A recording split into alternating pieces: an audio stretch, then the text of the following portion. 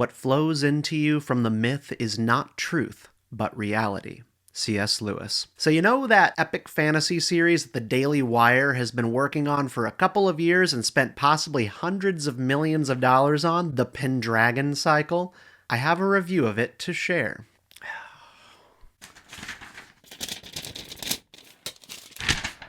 It's pretty good. This is an adaptation of Stephen Lawhead's Pendragon Cycle books from 1987 and 1989, adapted as a TV limited series, and takes place toward the end of the Roman-occupied Britain a few hundred years after Jesus Christ.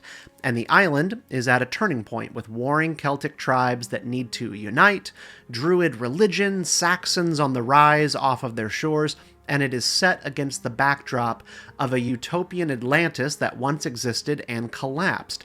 I find it all to be a little bit confusing. This era of history is a blank spot for me, but that's okay because Atlantis is a blank spot for many people, I'm told. You said the word Atlantis. It's flat Earth. I'm going to tell you what I thought about the first 2 episodes without major spoilers. I'll hit on what the show is about, and then I will touch on its quality, which there's good and there's bad. So, to begin, I don't care what you think about the Daily Wire. It's irrelevant. I am fascinated and happy to see conservative filmmakers do something on a large scale like this and focused on, again, a pretty undercovered era of Western canon, the spread of Christianity into Britain and how it wove itself into the myths of those people. So, point number 1. If the Pendragon Cycle is about anything, it's about how Christianity answered the many pagan mythologies of the world. Fans of C.S. Lewis and J.R.R. Tolkien, you will appreciate this, I think, the most. The story begins with a baby being found in a river, and it is Taliesin, I'm probably going to pronounce their names wrong throughout this entire review, who will become an exceptionally powerful bard in his druid clan. His soul is in turmoil. He's being pulled at by sort of light and dark forces in his magical visions that he has. And then he comes across a small temple in the middle of the woods, Christian monks, like a little monastery, and he is sort of beset upon by the Holy Spirit, a bright light, and he is converted immediately. He receives divine revelation. A God who sacrifices what he loves for us. We are each given only one life, Singer. And we're given another. Of the one true God, a one true God, and he takes that back to his people. Now, they're all confused by it, and that's understandable. And that's kind of the point. Pendragon Cycle does not treat the pre-Christian Celtic world as evil or stupid, brutally violent maybe, but enlightened in its own way. They are a people who are looking for light. They're on the edge. They just haven't seen it yet, the real thing. And they long for something that they can't quite describe.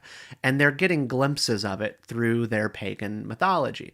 That's how Lewis and Tolkien approached this as men who really loved Norse and Celtic myths themselves. Lewis says in one of his essays that every myth becomes the father of innumerable truths on the abstract level. Myth is the mountain from which all the different streams arise and become truths. The heart of Christianity is a myth, which is also a fact. To simplify that, Christ met the world where it was at the time, including the Celts and their culture of many gods. God presented himself on earth in a way that people of pagan cultures could understand. And in that sense, the paganism, while untrue and often bad, was pointing to something more true and good. That is what Pendragon Cycle is about, which is really just fun for Christian nerds and lovers of mythology and fantasy. The stories of elves and druids and dragons, they can connect you to reality more than your boring day job and paying bills. Wonder, awe, beauty, that is reality. Now, number 2. I want to hit on a few Hollywood review points. I'm going to do my best critical drinker impression. I'm sorry, that was really bad. I'm bad at accents, and that was Australian or something. On the good side, the actors are actually excellent. I know. I'm shocked too. Christian media with real actors. It's like The Chosen all over again. The first 2 episodes do not introduce Merlin starring Tom Sharp, so hopefully he doesn't suck. But James Arden as Taliesin and Rose Reed as his love interest, Charis? She's Atlantean or something, and honestly, she's just really captivating. I find her gaze to be hard to look away from. And Charis is a great character. It helps that she's beautiful. She plays hard to get, they fall in love, they don't have sex until marriage, and they run away together. Honestly, it's just a great performance. The supporting actors, they don't feel cheap either. This feels the way that I think it is supposed to feel. James Arden, by the way, he was made for this kind of role. It's Shakespearean, it's a little cheesy, but in a charming way, because the Pendragon Cycle is sincere. This whole show is very sincere, and I actually find that very refreshing. I noticed by the end of episode 2 that there had not been one cheap gag for laughs or the kind of Marvel humor sprinkled in to make everything ridiculous and cut the tension. Pendragon is looking like a series that demands to be taken seriously. I think at times that will be interpreted as cringe, but I like that. I like that when people take their myth and take their story seriously and are unapologetic about that. Another really good thing, the show is legit beautiful. Wonderful cinematography and scenery out of Hungary.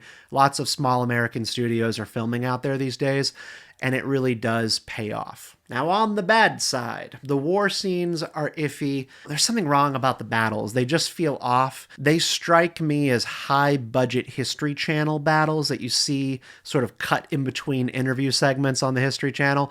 And that's not a big deal. It's just a vibes thing.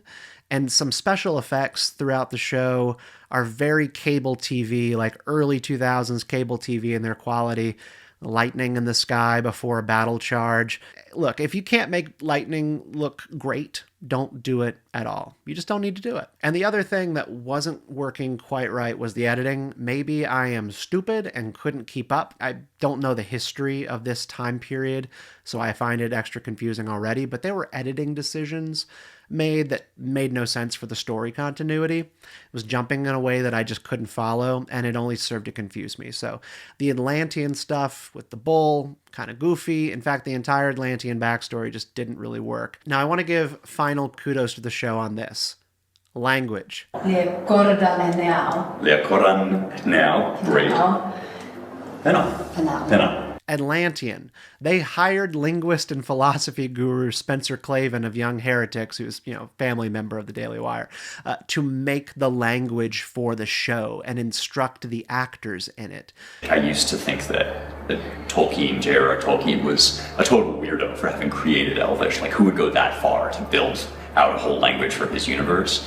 And the minute I started doing this, I instantly understood. It just is so engrossing and such a beautiful way to build a world. That was not necessary for continuity with the books, and they did it anyways, because love of the game. That's what happens when you get a bunch of Tolkien nerds together and give them money to make stuff.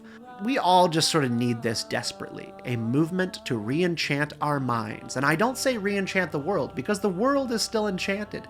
It's still wondrous, it's beautiful, it's full of magic.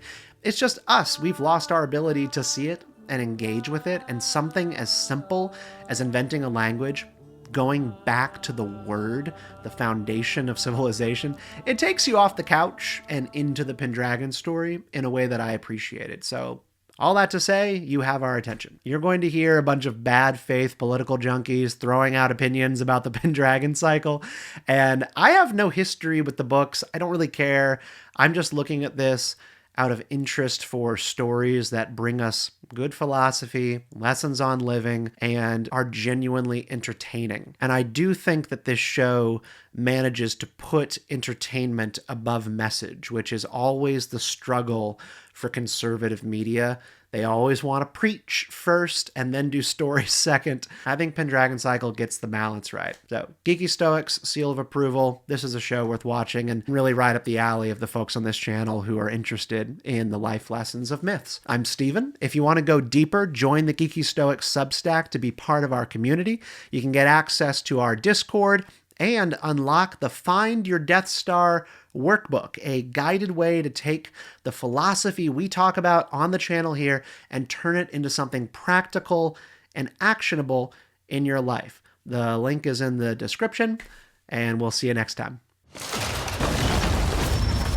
All of this is an illusion, an echo of a voice that has died. And soon that echo will cease.